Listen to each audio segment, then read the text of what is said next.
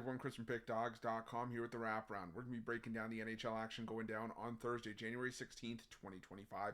If you like this content, make sure you smash that thumbs up. Subscribe to our channel. Let me know your NHL picks in the comment section below. And if you're looking for my best bets, including my daily $15 best bet, head to Pickdawgz.com. Click the Premium Picks tab at the top of the page. Predominantly college hoops in right now, but I will have an NHL power play on the board, and as well as an NBA play on the board for long-term subscribers as well. So make sure that you jump on board with that, or whatever it is, daily pass, long-term pass. Use the promo code PICK at checkout for 15% off your purchase. But I would recommend hopping on a 3-day or 7-day, because the 3-day and 7-day passes are actually less than buying each of Thursday's daily packages individually. I have quite a few plays on the board, and it's going to get you access to a loaded college hoops card on Saturday, NFL playoffs this weekend, as well as NHL and NBA in between. So definitely make sure that you check that out. Use the promo code PICK at checkout for 15% off your purchase. But we're here to talk about a 13-game NHL card on Thursday.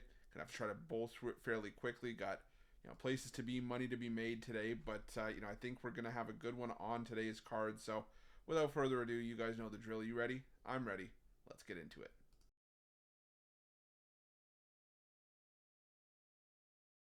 Our first game takes to the Amalie Arena, where the Tampa Bay Lightning take on the Anaheim Ducks, and there are going to be plenty of spots where we can ride with the Anaheim Ducks and catch a nice plus money price with them. I just don't think that this is it. The Anaheim Ducks continuing to struggle on the road. If you look at some of their recent road games, they lost to Washington, were shut out there. They were shut out by Philadelphia. They lost to the St. Louis Blues. They did get a nice road win over Carolina as plus 400 underdogs, which is not something I'm just going to blindly ignore. But as of late, we've started to see the Anaheim Ducks get crushed. They had those 3 losses to Philly, St. Louis, and Washington by a combined score of 15-2. The Tampa Bay Lightning, they play their best hockey at home. We've seen them beat up on much worse than what they're up against here. I think Tampa Bay takes care of business. I'm going to lean towards the Lightning on the puck line in this one.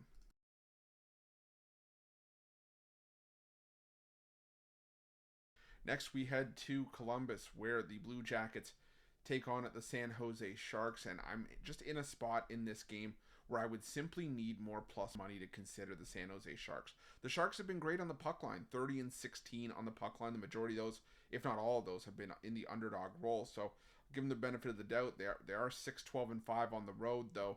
And the Columbus Blue Jackets, I stand by it. There is no team that has made you more money at home this season in the NHL than the Columbus Blue Jackets, who are 15-5-3 at home this season, finding themselves just past the halfway point in a wild card battle. So I'm going to go with the Columbus Blue Jackets to win this one in regulation. It's at a coin flip price. I just don't see overtime in the offing for these two teams.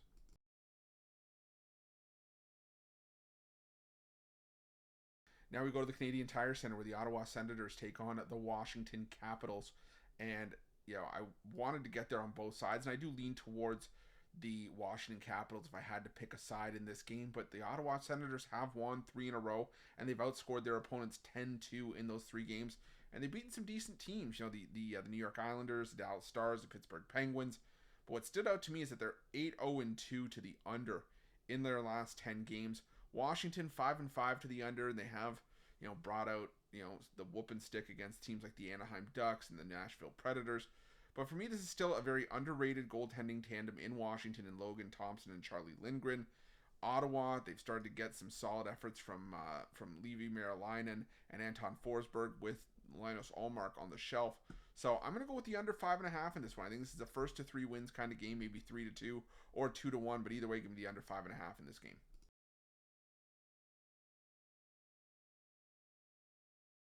Now we head to the Amerant Bank Arena, where the Florida Panthers take on the Detroit Red Wings, and I said it at the back end of that homestand for Detroit that I was concerned about the win streak, because it had to end at some point, and especially with now they are on the road for the beginning of a really tough road trip ahead.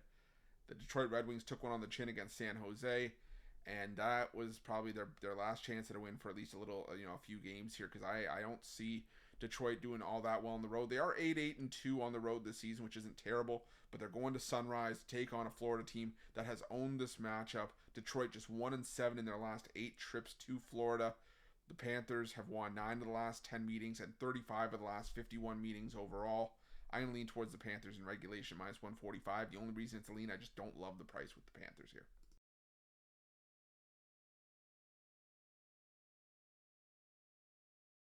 Now we head to the Scotiabank Arena where the Toronto Maple Leafs take on the New Jersey Devils. And, I can understand why New Jersey would be favored in a lot of spots, but in Toronto, I know the Leafs have lost 3 in a row, but for me, the Leafs played their best hockey at home. There haven't been necessarily a lot of bad teams they've lost to. They did lose to Carolina and Dallas, and they, unfortunately got shut out by Vancouver at home, but the Vancouver team still plays their best hockey on the road as well, even though they had been struggling. But the New Jersey Devils have still lost 6 of their last 8 games. They're slightly less effective on the road. They actually have a 13-10 record both home and away this season. So what you're seeing is what you're getting regardless of the situation. And this is a New Jersey Devils team that scored 3 goals or less in each of their last 8 games. And in each of their losses, they've scored 2 goals or less. For me, the Maple Leafs still have some solid goaltending between the pipes, even with Anthony Stolarz injured. Joseph Woll has been playing semi-decent as well. So I'm going to take a shot here on the Leafs at even money, a price that you are not going to get with the Leafs at home very often this season.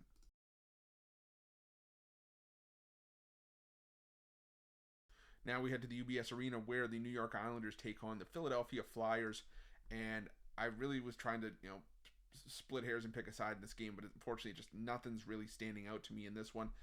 But I will lean towards the Philadelphia Flyers, mainly because we're catching plus money with them in a bit of a rivalry matchup. I know the Islanders have won 4 of the last 5 meetings, but they haven't played yet this season. And the Islanders, the offense just continues to be inconsistent. You can get 4 or 5 goals a night from in some instances, and other games where they score 2 or less, like they have in 5 of their last 7. The Flyers can be very volatile themselves, but like I said, we're getting plus money with them here.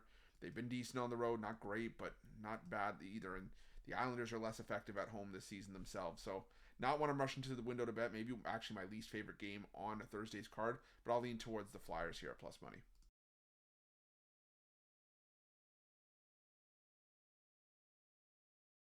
Now we head to Bridgestone Arena where the Nashville Predators take on the Chicago Blackhawks, and I can't get there with either one of these teams either. Nashville, still one of the most disappointing teams in the NHL this season. They have picked up wins in 5 of their last 10. They're a 500 team in their last 10. They also just beat Vegas at home. They beat Calgary and Vancouver on the road. That's all well and good, but they're still 9-8-3 at home this season, a losing record.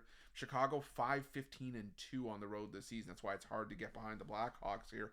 And the Blackhawks have also allowed 4 or more goals in 8 of their last 10. And even with Nashville, that Nashville over their last 3 games have allowed a combined 12 goals, 3 or more goals in 6 of their last 8. So for me, I'm going with the over here. I don't trust either team defensively. Even if it does end up being a bit of a one-sided matchup, I'm still going to go with the over 6 in this one in a lean.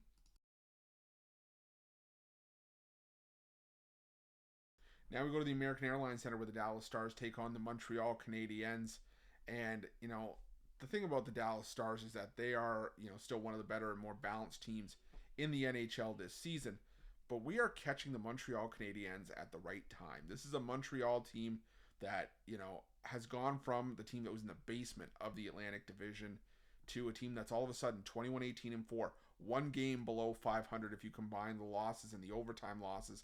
And if you bet $100 on them in each of their last 10 games, you're up over $1,000 with the Montreal Canadiens. They've been playing extremely well. And while Dallas is a tough out at home, Montreal still has some value. Head-to-head, a lot of the recent meetings, the last 3 meetings between these 2 teams, going back to last year, have been decided by 1 goal. The last meeting this year went to a shootout. And Dallas, they've been winning games at home as well, but there's been a lot of 1-goal performances in there too. For me, I think that there's just value here with Montreal plus the 1.5 goals, and maybe a sprinkle here on the money line at plus 180.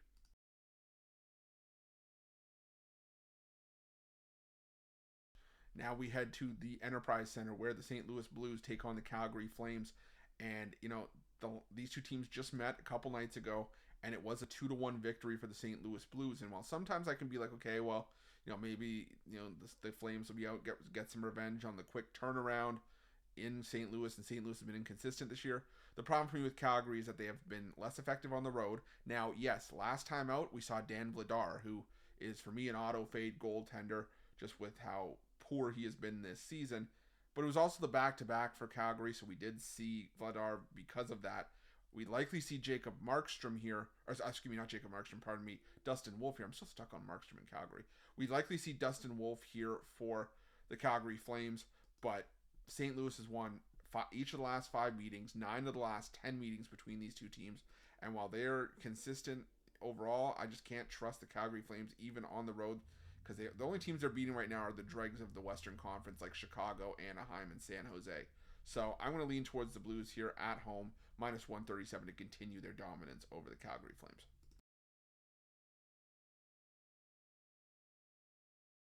Now we head to the Canada Life Center, where the Winnipeg Jets take on the Seattle Kraken, and simply put, I just can't go against the Winnipeg Jets at home. If there were other teams catching this kind of plus money, maybe there are a select few, but the Seattle Kraken still 10-13 on the road this season. We have seen the good and the bad from Seattle, but this is going to be the toughest team that they will have played on their road trip. This is also the final game of their road trip. I kind of think that the Seattle Kraken are kind of road weary. They just want to get home. The Winnipeg Jets 17-4-3 at home this season, and they've started to pick it up again after a bit of a rough stretch at home. They beat the Vancouver Canucks and Colorado Avalanche by a combined score of 9-1 in their back-to-back victories. I'm going to take the Winnipeg Jets to win this one in regulation at minus 140 and on the puck line here as well.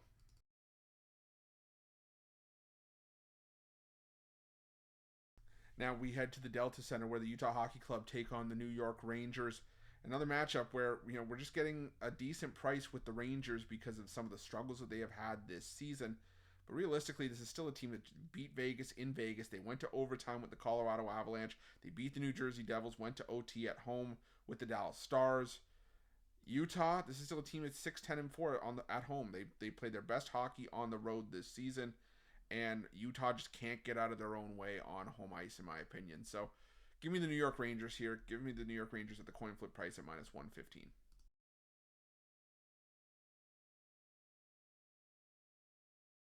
Now we head to the Ball Arena, where the Colorado Avalanche take on the Edmonton Oilers.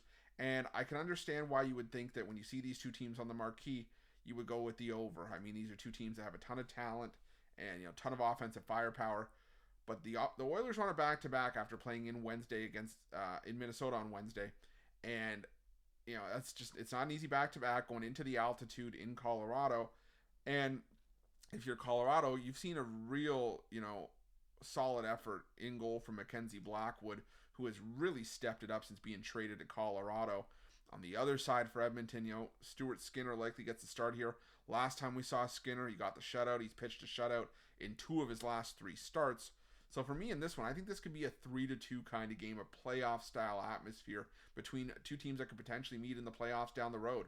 So I'm going to take the under 6.5 between Colorado and Edmonton. Our final game takes us to Rogers Arena, where the Vancouver Canucks take on the Los Angeles Kings.